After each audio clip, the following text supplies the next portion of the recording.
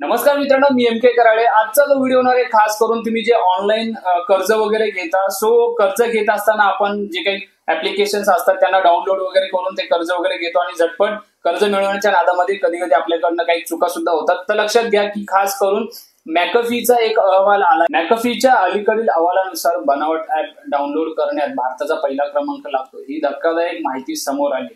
पुढील माहिती जाणून घेण्या अगोदर मॅकफी बद्दल थोडक्यात माहिती जाणून घेऊया। मॅकफीचे पूर्ण स्वरूप जे ते मॅकफी असोसिएट आहे, त्याचे संस्थापक जॉन मॅकफी यांच्या नावावरून हे नाव देण्यात आलंय, ज्यांनी 1987 मध्ये कंपनीची स्थापना केली। मॅकफी असोसिएट्सने जसं की सुरुवातीला अँटीव्हायरस सॉफ्टवेअर डेव्हलपमेंट वरती लक्ष केंद्रित केलं आणि त्यानंतर आता सायबर सुरक्षा उत्पादनं आणि सेवांची जी काही विस्तृत या ठिकाणी श्रेणी समाविष्ट करण्यात आली आहे। नंतर सायबर सुरक्षा उत्पादने आणि सेवांची जी काही विस्तृत श्रेणी समाविष्ट करण्यासाठी पोर्टफोलिओचा या ठिकाणी विस्तार केला। गेल्या काही महिन्यात अनेक वापरकर्त्यांनी जलद कर्ज देण्याचे आश्वासन देणारी परंतु प्रत्यक्षात फसवणुकीला मदत करणारी बनावट ऍप्स जे ते कोणत्याही गोष्टीचा विचार न करता या ठिकाणी डाउनलोड केली आहेत। आणि ही बनावट कर्ज ऍप जे ती तुमच्या वैयक्तिक माहिती किंवा बँक तपशील चोरू शकतात। त्याचबरोबर यामुळे तुम्हाला मोठ्या फसवणुकीचा धोका सुद्धा या ठिकाणी निर्माण होतो। याच पार्श्वभूमीवर मॅकफीने 15 विशिष्ट बनावट कर्ज ऍप ओळखली आहेत, ती लाखो लोकांनी डाउनलोड केलेली आहेत। सुमारे 8 दशलक्ष वापरकर्त्यांनी ते जे ऍप आहेत ते गुगल प्ले स्टोअर वरून या ठिकाणी डाउनलोड केलेली आहेत। यापैकी काही जे ऍप आहेत ते आता प्ले स्टोअर मधून काढून टाकण्यात आली असली तरी अनेक लोकांनी किंवा अनेक वापरकर्त्यांनी अजूनही ती त्यांच्या मोबाईलमध्ये या ठिकाणी ठेवतात आणि त्यामुळे निर्माण होणाऱ्या धोक्यांची जी काही जाणीव असणे हे महत्वाचं आहे। बनावट ऍप्लिकेशन जे ते कशा प्रकारे या ठिकाणी धोकादायक आहेत त्यावरती आपण एक नजर टाकूया। जसं की लक्षात घ्या की ही बनावट कर्ज ऍप जे ते तुमचे कॉल, मेसेज, कॅमेरा, मायक्रोफोन आणि लोकेशन एक्सेस सारख्या विविध वैयक्तिक डेटामध्ये या ठिकाणी प्रवेश मागतात। कर्ज मिळवण्यासाठी उत्सुक असलेले अनेक लोक जे त्या सगळ्या परवानग्या या ठिकाणी देतात।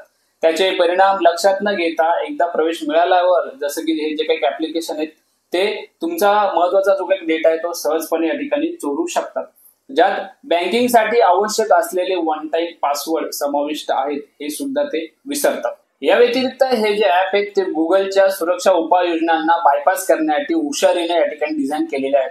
म्हणूनच हे हानिकारक असून सुद्धा या ठिकाणी गुगल प्ले स्टोअर वर दिसतात। वापरकर्ते जे ते आता हॅकर्स कडनं या ठिकाणी धमक्यांची तक्रार करत आहेत, जे त्यांचे वैयक्तिक फोटो या ऍपद्वारे हाताळतात।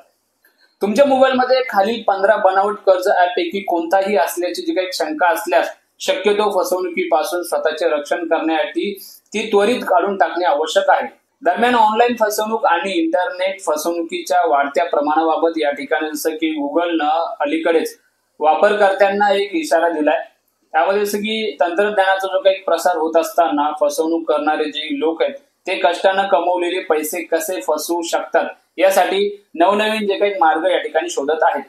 ते सहसा मोफत भेटवस्तू देणं किंवा त्याचबरोबर गुंतवणूक जे काही संधी आहे त्याचं जे काही आमिष दाखवणं यासारख्या ज्ञात युक्त्यांवरती या ठिकाणी अवलंबून असतात। दुर्दैवानं अनेक लोक जे ते या फसवणुकीला बळी पडतात, ज्यामुळे त्यांना मोठा जे काही आर्थिक नुकसान या ठिकाणी सोसावं लागतं किंवा त्यांचं एक मोठं आर्थिक नुकसान या ठिकाणी होतं। व्हिडिओच्या शेवटी एवढंच सांगेन की कोणत्याही प्रकारचं जे काही ऑनलाईन व्यवहार करत असताना काळजीपूर्वक करा, जेणेकरून कोणत्याही प्रकारची जी काही आर्थिक हानी या ठिकाणी होणार नाही किंवा जो काही आर्थिक धोका या ठिकाणी होणार नाही, त्याचबरोबर कोणताही मानसिक त्रास होणार नाही। तर आशा करतो की दिलेली माहिती तुम्हाला आवडली असेल। जर माहिती आवडली असेल तर नक्की व्हिडिओ शेअर करा आणि त्याचबरोबर चॅनलवर जर तुम्ही नवीन असाल तर चॅनलला सबस्क्राईब करा। तर पुन्हा भेटू अशा एका माहितीपूर्ण व्हिडिओ सोबत। तोपर्यंत नमस्ते, जय हिंद, जय महाराष्ट्र।